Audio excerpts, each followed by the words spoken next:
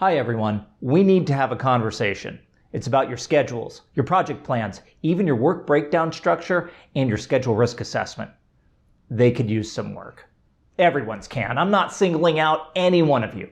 In fact, I'm not sure that there really can be a perfect project plan, as you're trying to digest an uncountable number of real-life activities into a simple-to-consume roadmap that runs from project inception to project completion. And your projects are detailed and complicated. There must be a solution. I do firmly believe that the role of a project schedule is not merely to reflect the activities and processes needed for project execution. Rather, the intent should be for the project schedule to drive the execution of the project, the guiding light, the steps for the team to follow and drive toward in order to assure that all of the project scope is met, and then it's met on time within the cost parameters. The entire process of establishing the project plan is a balancing act between too much detail, which can be hard to follow, and too high level, which can be viewed as irrelevant to the real activities and steps toward completion. And the plan is not just about the right level of detail. You need the relationships between activities so that they're sequenced properly to be able to drive the workflow, and their durations need to be spot on.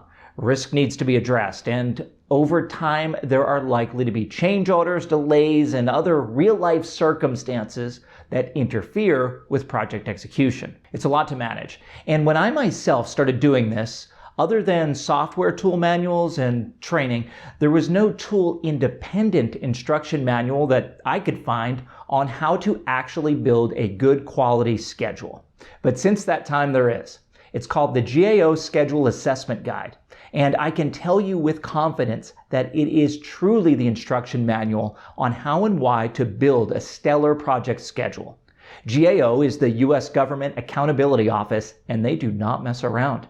It's a fantastic document, and if you haven't seen it, or if you have, I will link it down in the description of this video below. Just looking through the table of contents right out of the gate, it's discussing how to capture activities at the right level of detail, and then it's on to sequencing them, the bread and butter of planning right away.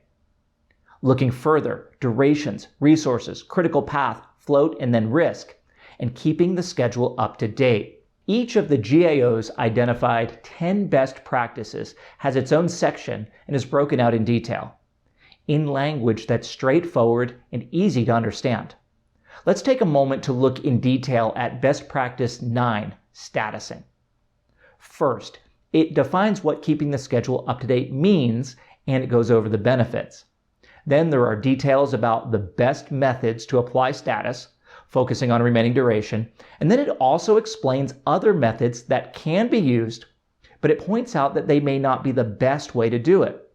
There's case studies with examples of what it looks like when it's not done right, and the real-life consequences that have affected real projects because of that. It goes on to talk about how logic can and should be handled during statusing, with visual aids that look just like the situations you'll encounter in your planning tool. Then the guide goes on to talk about how to verify the status updates and maintain the integrity of the schedule while it's changing and evolving during project execution. Then there's another case study, tips on reporting status, and then one of the hallmarks of the document, the best practices checklist, a quick to read summary of the do's and don'ts that are a great refresher if you've already read the guide. The guide does not assume that you already have a background in project planning, but there's plenty to chew on for experienced planners as well.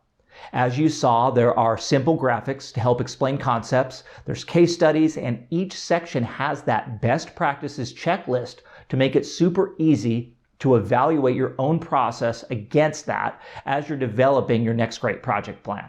I share this with you today because it's the document I wish I had had back in the beginning of my planning career. It didn't exist then, but I sure am glad that it does now. There's plenty to learn from it, and there's never a bad time to go back and reinforce the basics either. Again, check the description of this video for the link, and we'll talk again soon. Thank you for watching.